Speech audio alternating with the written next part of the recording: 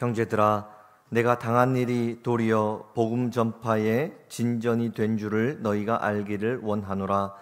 이러므로 나의 매임이 그리스도 안에서 모든 시위대 안과 그 밖에 모든 사람에게 나타났으니, 형제 중 다수가 나의 매임으로 말미암아 주 안에서 신뢰함으로 겁없이 하나님의 말씀을 더욱 담대히 전하게 되었느니라. 어떤 이들은 투기와 분쟁으로, 어떤 이들은 착한 뜻으로 그리스도를 전파하나니, 이들은 내가 복음을 변증하기 위하여 세우심을 받은 줄 알고 사랑으로 하나, 그들은 나의 매임에 괴로움을 더하게 할 줄로 생각하여 순수하지 못하게 다툼으로 그리스도를 전파하느니라. 그러면 무엇이냐? 거칠애로 하나 참으로 하나 무슨 방도로 하든지 전파되는 것은 그리스도니, 이로써 나는 기뻐하고 또한 기뻐하리라. 아멘. 한국 축구가 전 세계 6번째이자 아시아 국가 최초로 11회 연속 월드컵 본선 진출에 성공을 했습니다. 우리나라가 월드컵 본선에 진출할 때마다 한국 사람들이 기억하는 2002년 월드컵 4광 신화가 있습니다. 2026년 북중미 월드컵에서도 기적 같은 신화로 좋은 성적을 거뒀으면 좋겠다, 이런 바람을 갖고 있습니다. 2002년 한일 월드컵 4강 신화는 이탈리아와의 16강전에서 시작된 짜릿한 역전승으로부터 시작되었습니다.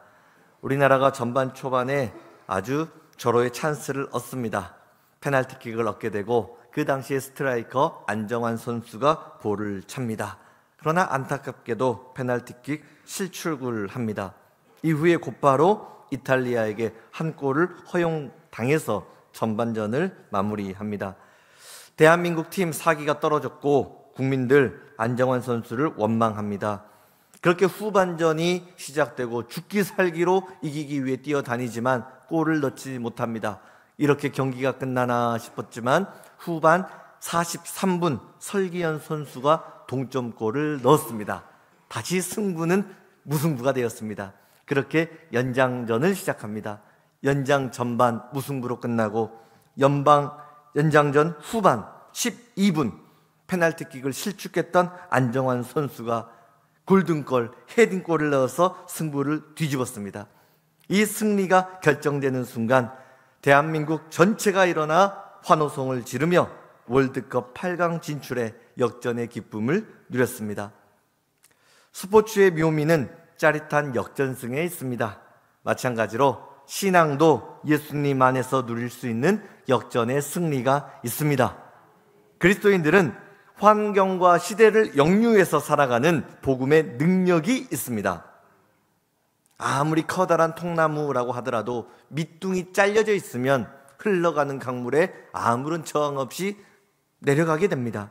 밑둥이 잘려 있고 생명이 없기 때문입니다. 그러나 저의 이 손가락 하나보다도 더 작은 피라미, 이 물고기 한 마리, 너무나 작지만 강물을 거슬러 올라갈 수 있는, 헤엄칠 수 있는 능력이 있습니다. 생명이 있기 때문입니다. 신앙도 마찬가지입니다. 믿음이 죽은 성도들은 세상의 물결 속에 휩쓸려 떠내려갑니다. 시루에 휩싸여 내려갈 수밖에 없습니다. 그러나 믿음이 살아있는 성도는 환경을 역류합니다. 말씀이 살아있는 성도는 세상을 거슬러 올라갈 수 있는 능력이 있는 것입니다. 모든 악조건을 승리로 뒤집는 능력이 복음 안에 있습니다.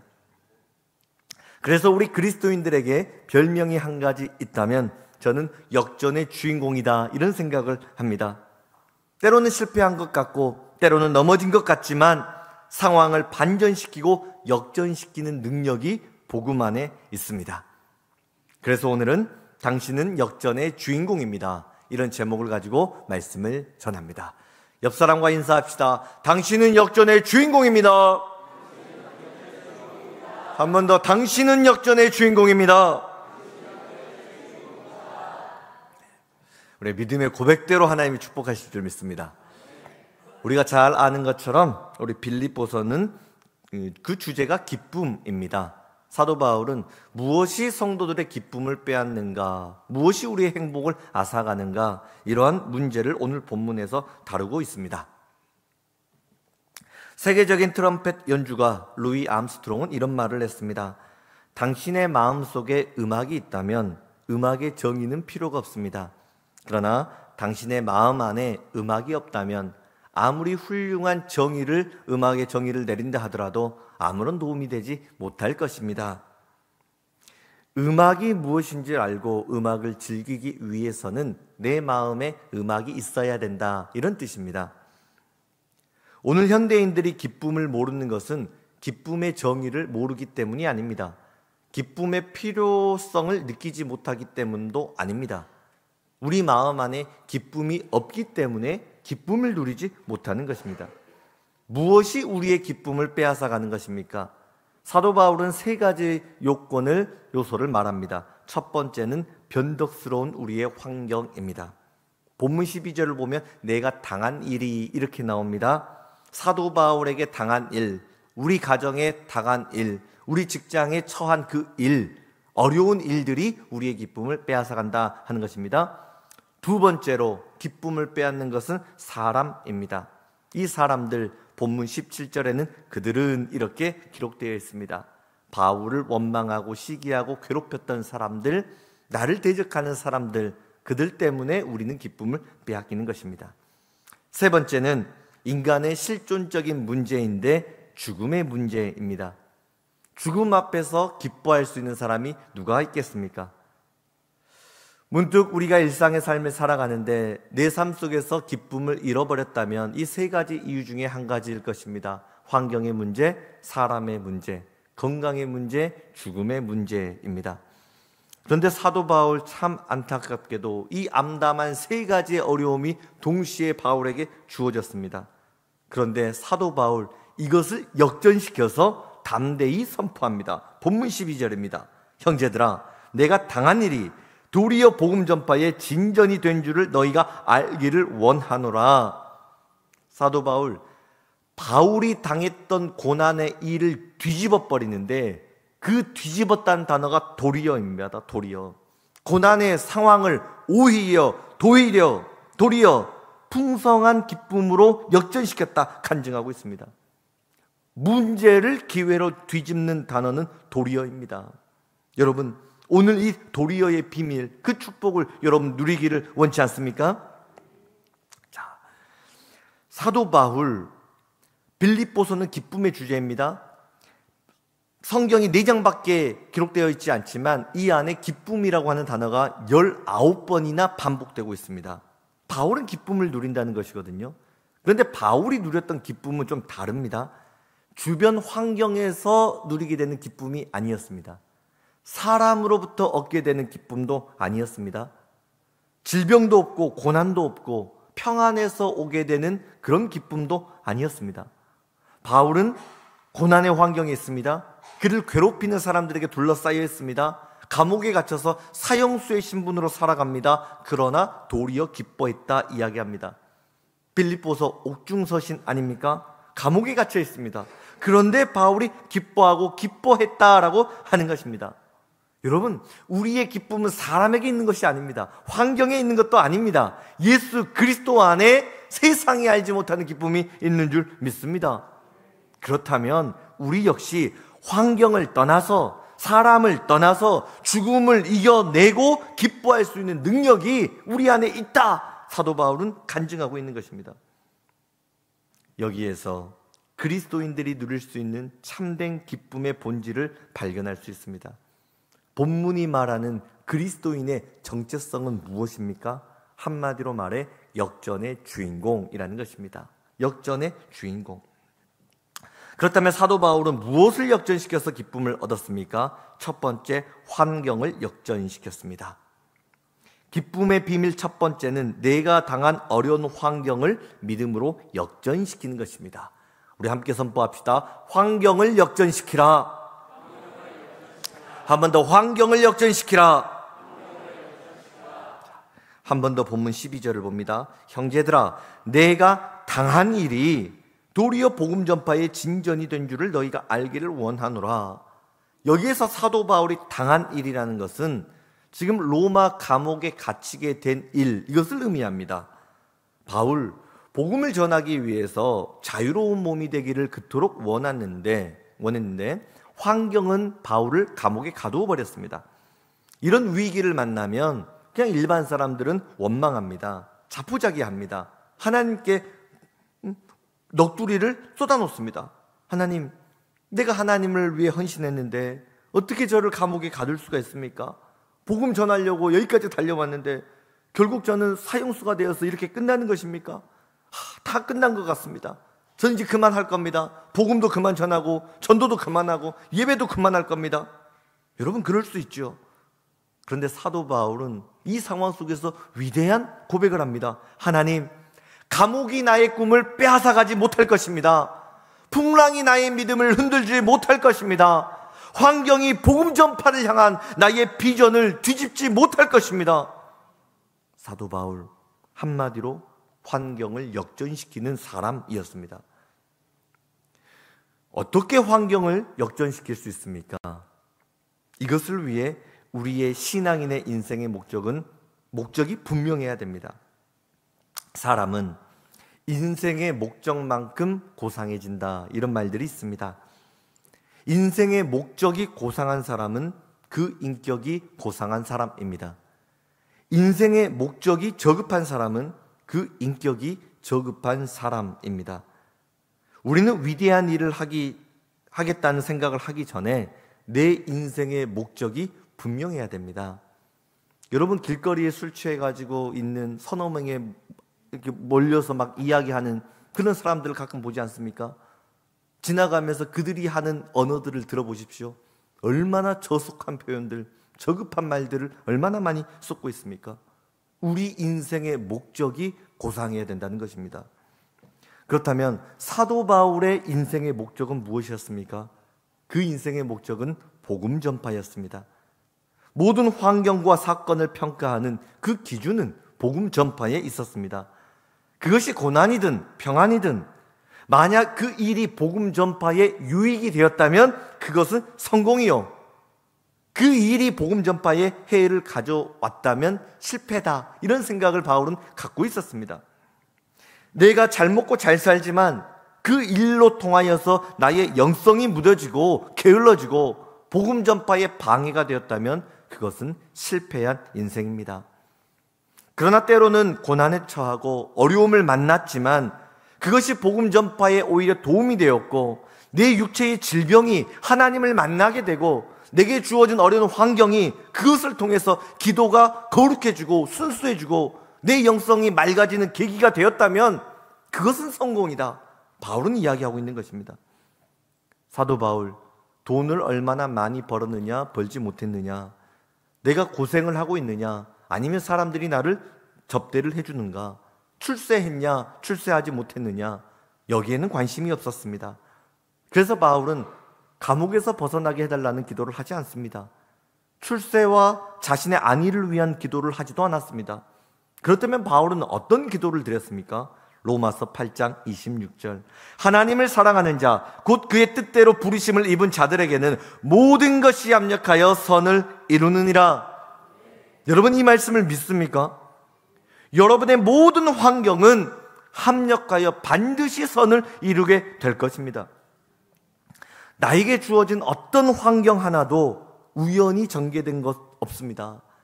하나님을 모르는 사람들은, 믿음이 없는 사람들은 어려운 상황을 만나면 재수가 없었다고 합니다. 그리고 좋은 성공을 만나면 운이 좋았다고 이야기를 합니다. 재수가 없는 게 아닙니다. 운이 좋은 것이 아닙니다. 그곳에는 하나님의 계획과 경륜과 섭리가 있는 것입니다. 나의 질병 속에서도, 실패 속에서도, 여러분 심지어는 돌발적인 사고 안에서도, 절망적인 상황 안에서도 그 안에는 하나님의 뜻과 지혜와 사랑이 숨어 있음을 믿으시길 바랍니다. 노벨 문학상을 받은 일본의 소설가 오에 켄자부로가 그 수상 자리에서 이런 소감을 남겼습니다. 나는 일찍이 문학계에서 명성을 얻었습니다. 그런데 어느 날 내 삶에 큰 계기가 찾아왔습니다. 그것은 내 아이가 지적 발달 장애를 갖고 태어난 일입니다. 왜 우리에게 이런 어려운 일들이 생겼을까? 우리 부부는 괴로워했고 견디기 힘든 눈물의 시간을 보내야만 했습니다. 그러나 이 영광스러운 자리에서 저는 이 한 가지 사실만큼은 분명히 밝히고 싶습니다. 저의 아이가 나의 문학에 새로운 빛을 던져 주었습니다. 저는 제 아이를 통하여 생명의 신비를 발견했고 그 생명의 근원이 하나님이심을 깨닫게 되었습니다. 저는 제 아이를 통하여서 새로운 소설의 빛을 발견하게 되었습니다. 그러므로 장애를 가진 제 아이는 자랑스러운 저의 문학의 스승입니다. 제 글 속에 생명력이 살아 꿈틀거리는 힘도 제 아이 히로키로부터 온 것입니다. 여러분, 하나님을 믿는 사람들은 남들이 불행이다 생각하는 그 환경 속에서 도리어 하나님의 뜻을 발견하는 사람입니다. 실패라고 생각하는 인생의 막다른 골목에서 하나님의 뜻을 발견함으로 인생이 새로워지고 불행과 실패의 환경을 뒤집는 역전 드라마의 주인공이 됩니다. 그리스도인은 환경을 역전시키는 믿음의 주인공이기 때문입니다. 자, 이제 두 번째로 우리의 기쁨을 빼앗는 두 번째 요인은 사람입니다. 그러나 우리 그리스도인들은 사람과의 잘못된 관계를 뒤집을 수 있는 복음의 능력이 있습니다. 자, 여기서 알게 되는 우리 기쁨의 비밀 두 가지는 인간관계를 역전시키라입니다. 같이 선포합시다. 인간관계를 역전시키라.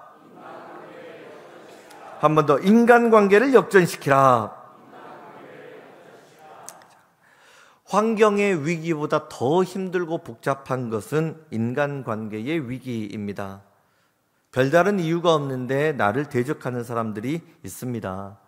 또한 부모와 자식 간의 신뢰가 깨졌을 때, 때로는 다른 사람을 용서할 수 없었을 때 우리가 경험하게 되는 그 낙심은 굉장히 우리를 힘들게 합니다. 인간관계의 위기가 우리의 기쁨을 빼앗아 버립니다. 우리를 얼마나 외롭고 고독한 존재로 만드는지 모릅니다. 사도 바울 주변에도 이런 사람들이 있었습니다. 본문 16절을 보면 이들은 이렇게 나오지요. 여기서 이들은 참 고마운 사람들입니다. 바울을 도와주었던 사람입니다. 그런데 한 절을 건너떠서 17절을 보면 그들은 이렇게 나옵니다. 사도 바울을 괴롭혔던 사람입니다. 바울이 감옥에 있는 것을 좋아했던 사람들입니다. 그런데 더 가슴 아픈 사실은 바울을 괴롭혔던 그들은 무신론자가 아니었습니다. 바울의 동역자들이었습니다. 같이 예수님을 믿고 믿음의 길을 걸어가는 그 사람들, 그들이 오히려 바울의 대적자가 되어서 바울을 괴롭힙니다. 바울이 감옥에 가 있는 동안 내가 바울보다 더 위대한 복음 전파자가 되어야지, 그래서 내가 바울을 뛰어넘는 사람, 사람들이 바울을 우러러보는데 그 명성을 내가 얻어야지, 이런 야심을 품고 복음을 전했던 사람들입니다. 이것이 바울을 괴롭힐 수 있는 길이라고 생각을 했던 것입니다. 얼마나 못된 마음입니까? 그러나 그런 사람들을 바라보며 사도 바울은 18절에 이렇게 이야기를 합니다. 그러면 무엇이냐? 거칠어로 하나 참으로 하나 무슨 방도로 하든지 전파되는 것은 그리스도시니 이로써 나는 기뻐하고 또한 기뻐하리라. 하나님, 그들은 나를 불행하기 위해 그 일을, 못된 일을 벌였지만 하나님, 나는 오히려 그것 때문에 더 기뻐하고 기뻐하겠습니다. 어떤 방법이든 어떤 동기든지 복음이 전파되는 것, 그것이 내 인생의 목적이기 때문입니다. 그것이 저의 기쁨의 근원이기 때문입니다. 사도 바울, 하나님의 위대한 일이 나를 통해서만 이루어져야 된다, 이런 생각을 갖지 않았습니다. 다른 사람을 통해서도 하나님의 교회는 세워줄 수 있다, 하나님의 위대한 역사는 펼쳐질 수 있다, 그걸 기뻐했던 사람입니다. 내 관점이 아니라 그리스도의 관점으로 가정을 보고 교회를 보고 나라를 바라보았던 것입니다. 옹졸한 나의 시선이 아니라 예수님의 시선으로 세상을 바라봤던 것입니다. 좁은 내 마음을 가지고 교회를 사랑한 것이 아니라 넓은 예수님의 심장으로 사람을 보고 교회를 보고 나라와 민족을 품었던 것입니다. 그래서 사도 바울, 때로는 나를 아프게 하는 사람들을 있고 때로는 잘못된 동기를 가지고 어떤 일을 하는 사람들도 있었지만, 그러나 하나님을 사랑하는 자, 그의 뜻대로 부르심을 입은 자들에게는 모든 것이 합력하여 선을 이루십니다. 믿음으로 고백합니다. 그래서 원수를 통해 이루어지는 일까지 그걸 기뻐할 수 있는 참으로 본받을 만한 성령의 사람이었습니다. 세계 50개국에서 출간된 베스트셀러가 한 권 있습니다. 앤드류 매튜스라고 하는 세계적인 일러스트 작가가 쓴 그럼에도 행복하라, 이런 책이 있습니다. 저 책에서 저자는 사람에게는 두 가지 관점이 있대요. 부정적인 관점이 있고 긍정적인 관점이 있다는 겁니다. 긍정적인 가치관을 가진 사람들은 어떤 일을 당해도 긍정적으로 해석하고 행복을 찾는다고 합니다.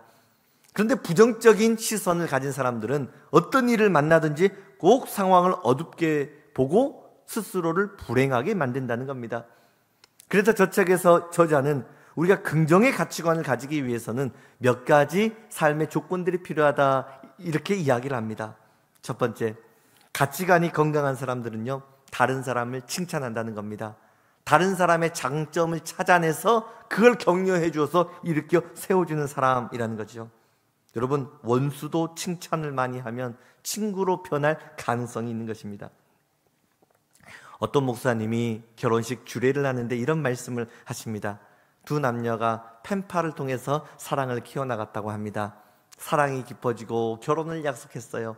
그래서 서로 만났는데 만나보니까 남자 눈이 외꾸눈입니다. 하나의 장애를 입었어요. 여자가 화가 났습니다. 저는 당신의 눈이 애꾸눈이라는 사실 때문에 화가 난 것이 아닙니다. 오랜 시간 우리가 사랑을 속삭였는데 왜 당신에게 아픔이 있다는 그 사실을 저에게 말하지 않았습니까? 왜 당신의 큰 질병을 저에게 말하지 않았습니까? 저를 왜 속였습니까? 저는 그게 서운합니다. 그때 남자가 펄쩍 뛰며 이야기합니다. 무슨 얘기입니까? 제가 첫 번째 편지를 쓸 때 분명히 쓰지 않았습니까? 아니, 제가 편지를 갖고 있는데 언제 썼습니까? 여러분, 저는 분명히 이렇게 썼습니다. 첫 번째 편지에 제가 당신을 보는 순간 한눈에 반했습니다. 한눈에 반했다고 이야기하지 않았습니까? 여러분, 부정의 눈을 감고 긍정의 눈을 뜨면 가정이 행복해진다는 이런 뜻이 아니겠습니까? 여러분, 우리를 아프게 만드는 부정적인 환경에 눈을 감으시길 바랍니다. 그리고 그 안에서 역사해 주시는, 긍정으로 역사해 주시는 하나님을 향해 믿음의 눈을 뜰 수 있기를 축복합니다. 또 긍정적으로 살기 위해서는 자기 자신을 소개할 때 항상 긍정적으로 소개하라, 이렇게 이야기를 합니다. 나 자신을 남에게 보일 때는 항상 밝은 얼굴로 보이라는 것입니다. 이것은 위선이 아닙니다. 걱정이 없는 사람이 누가 있겠습니까? 다 한두 가지 걱정을 안고 살아가지만 다른 사람 앞에 설 때는 항상 편안한 얼굴, 웃는 얼굴, 행복한 모습을 보여야 한다는 것입니다. 이런 훈련을 자꾸 하다 보면 그것이 하나 둘 점점 쌓이고 쌓여서 나의 성격을, 나의 인생을 긍정적인 인생으로 뒤집는다 이야기를 합니다. 저를 보면 항상 웃는 얼굴 아닙니까? 표정이 밝잖아요. 아멘 안 해도 밝은 줄로 믿습니다. 처음부터 그랬던 것은 아니에요. 제가 20살 이렇게 제 아내랑 그 연애를 할 때는 얼굴이 되게 어두웠어요. 그리고 잘 웃지를 않았어요. 그래서 얼굴도 머리도 이렇게 장발로 기르고 다녔습니다. 늘 얼굴을 가리고 다녔어요. 어두웠단 말이죠.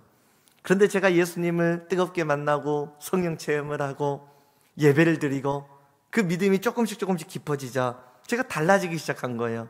그리고 제가 목사 안수를 받고 이렇게 목회하는 모습을 저희 누나와 여동생이 보더니 누나는 야, 이 목사가 많이 달라졌네. 그래.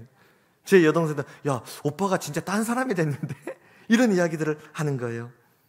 예수님을 만나고 나서 부정의 눈을 감고 긍정의 눈을 뜨기 위해 훈련을 한 것입니다. 어려운 상황을 만날 때마다 하나님은 홍해바다를 갈라주신 분이시지 내 삶의 어려움도 하나님 갈라주실 거야. 믿음으로 늘 그렇게 이야기를 했습니다. 화가 날 때 너에게 평강이 있을지어다 예수님 말씀하셨죠. 지금도 그 샬롬의 평강을 저에게 주신 줄 믿습니다. 더 힘들면 더 활짝 웃는 훈련을 한 것입니다. 이런 훈련이 1년이 되고 3년 되고 5년 되고 10년이 지나다 보니까 정말로 제가 긍정적인 사람이 되어버린 겁니다. 어떤 문제를 만나면 믿음으로 해석을 합니다. 더 어려운 일을 만나면 오히려 찬양을 하는 사람이 된 것입니다. 여러분, 영성은 훈련입니다. 가만히 있는다고 해서 우리의 신앙 자라나지 않습니다.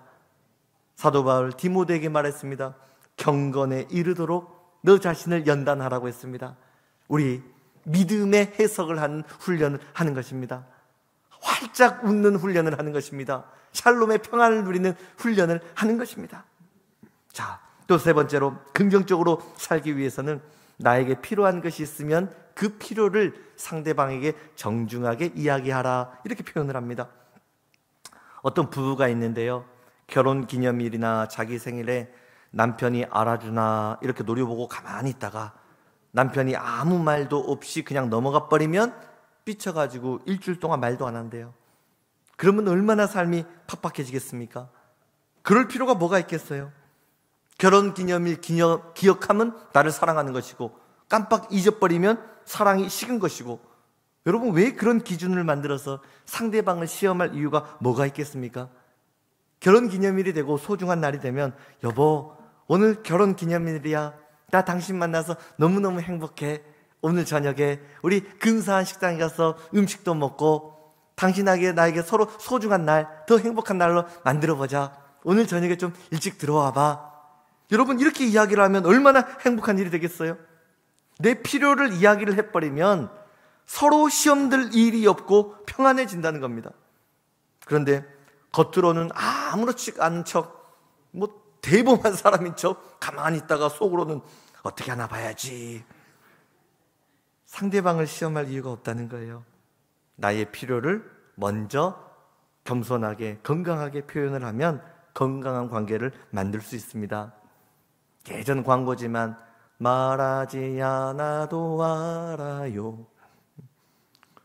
그거 진짜 저는 그 사탄이 거짓말로 들려요. 아니, 오리온 초코파이에서 이상한 광고를 만들어가지고 사람들을 혼동시킵니다.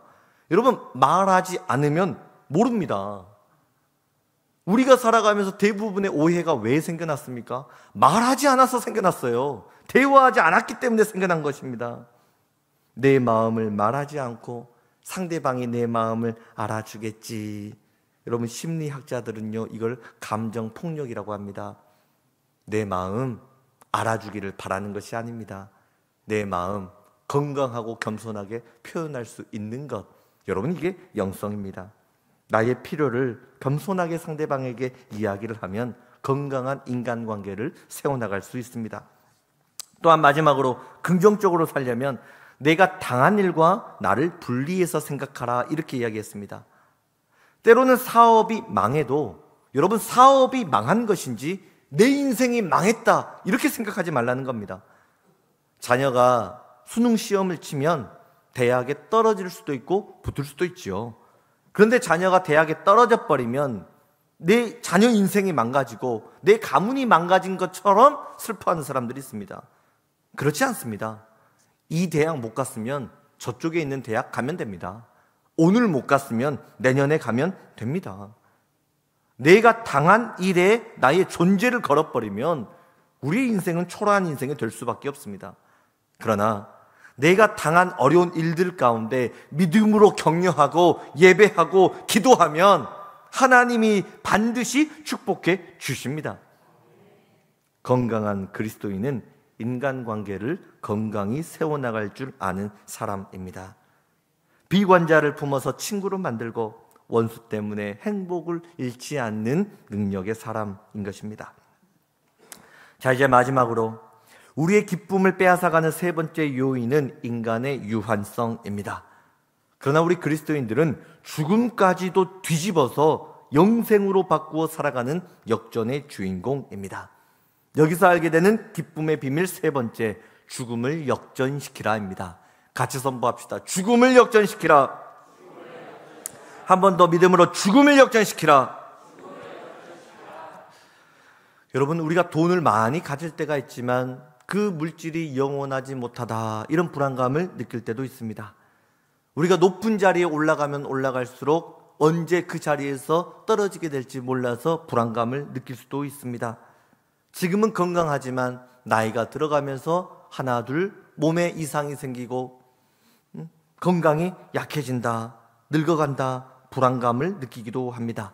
이 모든 것이 죽음의 위기입니다. 그런데 참 놀랍게도 사도 바울에게는 이런 죽음의 두려움이 없었습니다. 지금 바울 사형수의 신분입니다. 오늘 밤에 자고 일어나면 아침에 당할지, 아침 먹고 나면 점심 때 사형 집행이 이루어질지 알지 못하거든요. 그런데 바울 두려워하지 않습니다. 죽음의 문제를 깨끗이 해결하고 살아갔다는 것입니다. 어떻게 이런 일들이 가능합니까? 본문 20절과 21절입니다. 지금도 전과 같이 온전히 담대하여 살든지 죽든지 내 몸에서 그리스도가 존귀하게 되게 하려 하나니 이는 내게 사는 것이 그리스도이니 죽는 것도 유익함이니라. 하나님, 나는 이 땅에서 살아도 유익하지만 죽어도 예수님 나와 함께 하시니 죽음까지도 나는 환영할 수 있습니다. 이 얼마나 놀라운 담력입니까? 제가 목회를 하다 보면 종종 임종을 지켜드려야 할 때가 있습니다. 그런데 두 부류의 성도를 만납니다. 어떤 분들은 목사님, 저 지금 죽고 싶지 않습니다. 살고 싶습니다. 하나님께 기도해서 좀 살려달라고 기도를 좀 해주면 안 됩니까? 죽음이 두려워서 떨고 있는 성도들을 만납니다. 그러나 죽어가는 사람을 더 살게 만들 능력이 저에게는 없습니다. 어떤 분들은 죽음 앞에서 오히려 저를 위로해 주시는 분이 있습니다. 목사님, 하늘나라에서도 우리 같이 만나서 예배 드립시다. 예배를 드리러 갔는데 오히려 저를 위로를 해주는 성도를 만났습니다. 목사님, 저는 다 준비가 되어 있습니다. 하늘 가는 맑은 그림 찬양을 해주세요. 찬송하라 주의 품에 안기겠습니다. 여러분, 이 얼마나 위대한 승리의 모습입니까? 그리스도인들은 죽음까지 뒤집을 수 있는 역전의 주인공입니다. 왜 그렇습니까? 예수님이 죽음을 뒤집어 부활의 생명을 허락해 주셨기 때문입니다. 나의 죽음을 뒤집을 수 있는 그 능력은 어디에 있는 것입니까? 예수 그리스도 안에 있습니다. 예수님 안에 부활이 있고 예수님 안에 천국이 있습니다. 예수 그리스도를 믿는 모든 사람에게는 영생이 주어졌습니다. 아픈 만큼 사랑한다 다큐멘터리 영화가 있습니다. 박누가 선교사님 필리핀 선교 사역을 다루었습니다. 한국에 있었다면 미래가 총박맞는 의사로 살아갈 수 있었습니다. 그러나 모든 건 내려놓고 필리핀으로 의료 선교 떠납니다. 빈민지역 환자 찾아다니며 치료를 합니다. 그러나 안타깝게도 췌장암에 걸려서 더 이상 선교 사역을 감당할 수 없었습니다. 한국으로 돌아와서 항암 치료를 받습니다. 그 모습을 보며 동료 의사들이 안타까움에 조롱을 합니다. 그러게 뭐할로 필리핀까지 가서 그 고생을 해. 하나님 믿는다고 그렇게 뛰어다니더니 결국 췌장암 걸려가지고 이 모습 되려고 그 헌신을 한 거야. 이 바보 같은 사람아, 바보 같은 사람아. 안타까움에 동료들이 이야기합니다. 세상의 관점으로 바라보면 하나님 붙잡고 헌신하고 달려온 인생 초라하게 느껴집니다. 그런데 선교사님이 암투병을 해보니 그게 견디기 힘든 고통인 거예요. 그러면서 필리핀에서 내가 돌봤던 환자들이 이런 끔찍한 고통을 매일매일 느끼고 있었구나. 나는 그들의 질병을 치료한다고 갔지만 그들이 얼마나 큰 고통을 느끼고 있는지 나는 알지 못했구나. 그래서 통증이 올 때마다 기도합니다. 하나님, 아픈 만큼 사랑하게 하소서. 제가 아픔을 느끼면 느낄수록 더 많이 필리핀 영혼들 사랑할 수 있는 은혜를 베풀어 주옵소서. 그리고 암 치료가 끝나지 않았습니다. 6개월 시한부 선고받았습니다. 그런데 필리핀 그 비행기에 자신의 몸을 얹고 다시 그곳으로 떠납니다. 그렇게 현지인들 가슴에 품고 예수님 사랑 전하시다 2018년 8월 26일 하나님 품에 안겼습니다. 그런데 선교사님 그 죽음이 허망하게 끝난 것 같았습니다. 그러나 선교사님이 복음을 전했던 그곳에 병원이 세워졌고 학교가 세워졌고 교회가 세워졌습니다. 그 토속 신앙을 믿었던 사람들, 그 심령 가운데 복음이 들어가고 하나님의 교회가 세워졌던 것입니다. 박누가 선교사님 생전의 마지막 유언처럼 남긴 기도가 있습니다. 그 인생의 목표가 무엇이었는지 그것을 기도문으로 남겨 우리 후손들에게, 그리스도인들에게 믿음의 도전을 주는 영상이 있습니다. 우리 그 기도 영상 보겠습니다. 내가 아파봤으니까 아픈 사람 고통을 알게 하는 거고, 그가 고통을 아니까 그들에게 한 발짝 빨리 다가가고 싶고, 사실 아프니까, 아파보니까 세상이 다 귀찮았잖아요. 그래서 저는 내가 아파봤으니까 그만큼, 내가 아픈 만큼 남을 더 사랑하겠다, 그런 마음으로 살고 있어요. 이 시간까지 살아 숨쉬는 것만도 참으로 고맙습니다. 세상의 빛과 소금으로 살아난 뜻인 줄 믿습니다. 아픈 만큼 사랑하게 하고, 아니 아플수록 더 사랑하게 하옵소서. 이 무거운 발걸음이 가벼운 발걸음이 되어 더 많은 사람을 만나게 하옵소서.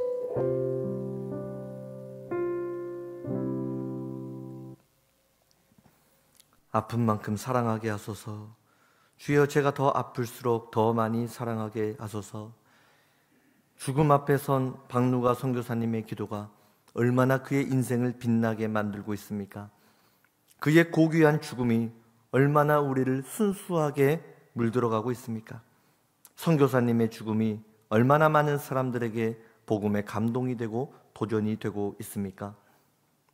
이제 말씀을 맺겠습니다. 환경이 여러분의 기쁨을 빼앗아갔습니까? 사람 때문에 마음의 상처를 입어 행복을 빼앗겼습니까? 죽음이 여러분의 기쁨을 위협하고 있습니까? 예수 그리스도 안에 이 모든 것들을 역전시키는 능력이 있습니다. 우리는 하나님의 자녀입니다. 하나님 자녀된 권세를 주님이 우리에게 허락해 주셨습니다. 이 시간 여러분이 처한 환경은 무엇입니까? 그 환경을 하나님 자녀된 권세를 가지고 뒤집어 선으로 바꾸어 승리할 수 있기를 축복합니다. 어떤 인간 관계로 괴로워하고 있습니까? 누군가가 당신의 기쁨을 빼앗았습니까? 여러분, 복음 안에 뒤집을 수 있기를 축복합니다. 복음 안에서 우리 모두는 친구가 되고 한 가족이 될 수 있습니다. 당신의 두려움과 공포 무엇입니까? 질병 때문입니까? 죽음이 두렵습니까? 그러나 하나님이 주시는 능력과 힘으로 그 죽음의 공포를 뒤집어 승리하며 살아갈 수 있기를 축복합니다. 내가 약하기 때문에 하나님이 나를 더 사랑해 주십니다. 연약하기 때문에 성령님께서 능력의 손으로 우리를 붙들어 주십니다. 당신이 바로 역전의 주인공입니다. 기도하겠습니다. 하나님, 고맙고 감사합니다. 오늘 복음의 능력을, 복음의 권세를 주셔서 감사합니다. 오늘 예배드리는 주님의 백성들을 붙들어 주셔서 예수님의 시선으로, 긍정적인 패러다임으로 모든 사건과 환경 바라볼 수 있도록 주여 우리의 눈을 복음의 눈으로 바꾸어 주옵소서. 환경을 뒤집어 승리하게 하여 주시고, 사람 관계를 뒤집어 승리하게 하여 주시고, 인간의 실존적인 한계를 뒤집는 영생의 능력과 부활의 능력이 우리 가운데 넘쳐나게 하여 주옵소서. 예수님 이름으로 기도드립니다. 아멘.